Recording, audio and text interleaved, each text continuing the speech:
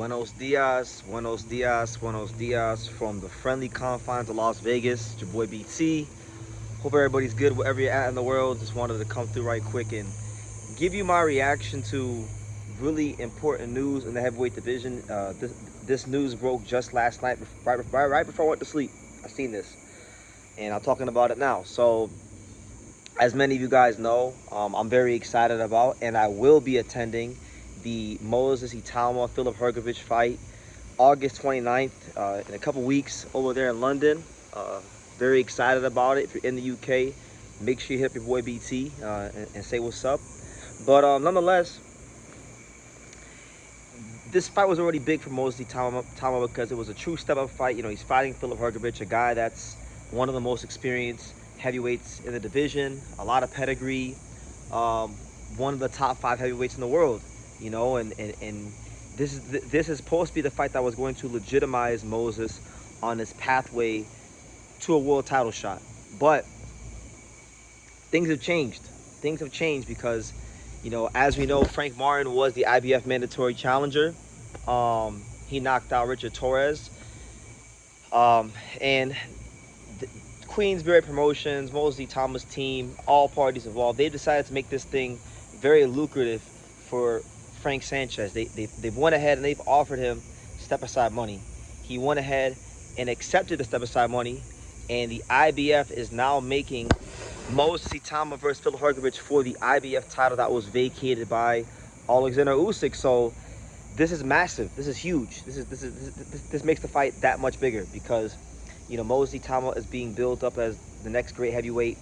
A win here against Hrgovic would make him, I believe, the youngest heavyweight champion in boxing since Mike Tyson. So it's high stakes, and a lot of people feel like it's going to be a coronation of sorts, that it will be the beginning of the Moses Itama era in the heavyweight division. And, you know, fair play to him. You know, Moses Itama is very skilled, and he does look the part thus far of a guy that could be that. However, you would be a fool. You would be an idiot, and God forbid Moses Itama don't act like some of you guys are out there in the world. You'd be an idiot to write off Filip Hrgovic. If you would be foolish to think that Filip Hrgovic is just going to hand this to Moses Itama after all the bullshit he's been through in his career. You know, this is also his chance. You know, Filip Hrgovic, when he first turned pro, you know, after the 2016 Olympics, this is a guy that a lot of people, myself included, thought would always be a heavyweight champion, and this is his opportunity to validate that, achieve his lifelong dreams, and become the first ever Croatian heavyweight champion. So it's not a fight that I think is going to be, you know, just a coronation of sorts. I think Hrgovic is not just here to make up the numbers. He's going to go out there and he's going to give it his best shot, because let's make no bones about it. Let there be no confusion. Let me be clear. Let there be no qualms.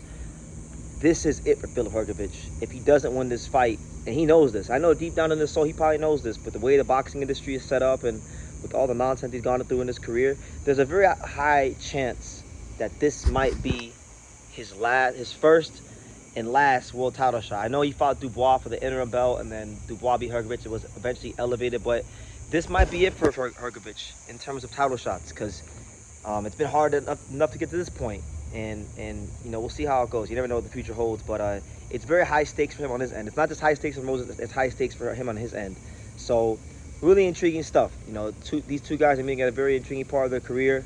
One guy has all the pressure on him to not just win, but win in sensational fashion and begin the story of what's going to be a very promising career. And the other guy is trying to validate some of the potential that a lot of people once had in him once upon a time, until he lost Daniel Dubois. And now everybody says, you know, he really ain't shit. So that's just the honest assessment of it, because that's how everybody's talking about this fight. For all you out there who are just saying Moses is gonna, you know, do this and do that, and Moses can walk on water, you know, if he does lose to Filip Hrgovic and gets his heart snatched in the UK in front of all his friends and family, you know, don't throw him under the bus. You know, he's still young, he can still come back, you know, and give Hrgovic his credit, and vice versa. If Moses beats Hrgovic, I don't want you to say that, you know, oh, he beat a nobody. No, he beat a guy who was an Olympian, top 5 heavyweight, one of the most respected heavyweights out there. Both guys deserve their credit for this fight. So those are my reaction to that, the winner of this fight has to fight Frank Sanchez in roughly 6 months as part of the step aside agreement deal. So, you know, funny enough, both these guys were in the IBF eliminator and could have been in Richard Torres' spot to fight for the belt. You know, Moses turned it down. Philip, we were told what got turned it down, and then I talked to Keith Conley, and he stated that no, he accepted, but the networks didn't want the fight. Like the zone didn't want the fight, and you know, you could call that manager talk, and you can call it spin. Maybe it is, but that's what he said. So either way, both these guys could have fought Frank Sanchez at one particular point, and for whatever reason, it didn't happen. So either way, the winner of this fight is going to have to take the Frank Sanchez test. There's no, you know, ducking around Frank Sanchez. If you want to hold that IBF belt, because I know how the IBF operates. We, the boxing community, knows how the IBF operates. If you don't fight for the mandatory spot, if you don't fight the mandatory, the IBF, whether you like it or not, is going to strip your ass. So yeah, the winner of this fight needs to take the Frank Sanchez test. And from the Moses side of things, right, because Moses is the one that's expected to win. Let's be real here. There's a lot of people that still aren't bought into Moses. I mean, I like Moses. I believe in his skills. I just think people are getting a bit carried away. So we'll see.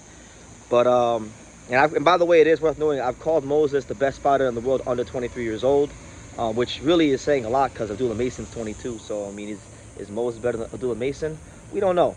But nonetheless, if Moses does, this situation is good for Moses because if he beats Hrgovic to become champion and then defends against Frank Sanchez, that's about as legit as you can get for your first two fights for the title. You know, these are two guys that a lot of fighters in the division will not touch with a 10-foot pole. A lot of fighters don't want to fight Filip Hrgovic. A lot of fighters don't want to fight Frank Sanchez. So you mean to tell me you at 22 years old, or what is he, 21, 22 years old, you fight these two guys back to back, and let's say he stops them both? To me, there's very few statements you can make right now under the current landscape of the heavyweight division than doing that, because like I said, these are and both of them were Olympians. You know, both of them are top 5, you know, consensus, you know, top 5 guys in the division right now. So I respect it. I respect Moses, and it shows you the belief that Queensberry Promotions have in Moses Itama to put him in these kind of fights. They're being very aggressive with the matchmaking, and so again, you can always tell what promoters think about their fighters by how they matchmake them. And you know, in this case, they're matchmaking very aggressively, and they believe in this kid, and they're doubling down on his talent. So we'll see how it goes. Best of luck to both fighters. You know, you guys know I'm part of the Filip Hrgovic, you know, fan club. I like Filip, man. If he don't win this fight, you know, I hope at bare minimum this could be the fight where he does get his respect, because I feel like he's never gotten his respect all these years. And if you know, he goes in there, puts up a good fight, but loses in an entertaining one, then I think he could actually get more respect in a loss than he has in a lot of his wins even.